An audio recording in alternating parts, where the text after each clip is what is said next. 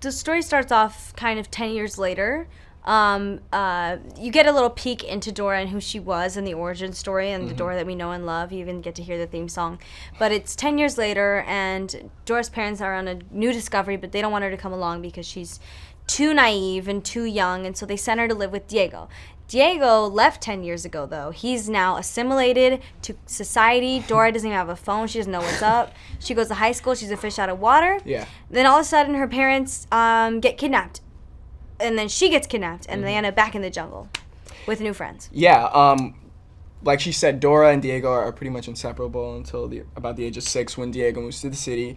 And when we catch up with them and they reunite 10 years later, and they're both teenagers, Diego is a little lost in high school and just trying to go with the flow and trying to really just worried about being Mr. Cool and worried about just fitting in because, you know, it's high school and sometimes it can be easier to just try and fit in with all the other fish. But Dora comes and obviously has no social constructs at all and is just like unapologetically herself, and she's like, hi, I'm Dora to everyone, and he's just like cringing at every time she opens her mouth. It's like a cringe moment for him. But we see a really interesting arc. I think Dora helps every other character in the whole movie just really find themselves and realize what's really important, which is the real treasure is friendship and relationships and family and love.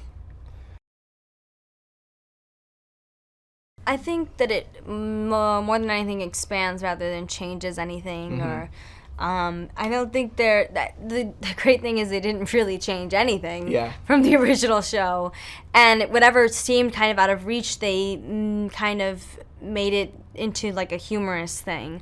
The breaking of the fourth wall. The talking backpacks, the talking like map, the talking map, all the fox, animals, everything. and the songs and the singing, and just really, really funny writing. I feel all warm and fuzzy inside about it. I mean, it's a feeling I can't really explain yet. I feel like I really got to grasp it when we had our screening in Miami and we were just surrounded by Latinos all and around, children and my and family, the perfect audience, and really thoroughly enjoying it. And it's a thing that, like, you know, you search your whole life for a place where you fit in and where you feel comfortable being yourself 100%. And this is definitely one of those movies where, you know, even on the press tour, everyone makes me feel so welcome and warm. I think a moment that really touched me was in Miami. I would feel like I saw like 20 little boys who could have been my little brother. Like they looked just like me, just like a younger version of me. And I was just like, this is amazing. Like, so cute. I think they can expect a lot of laughs.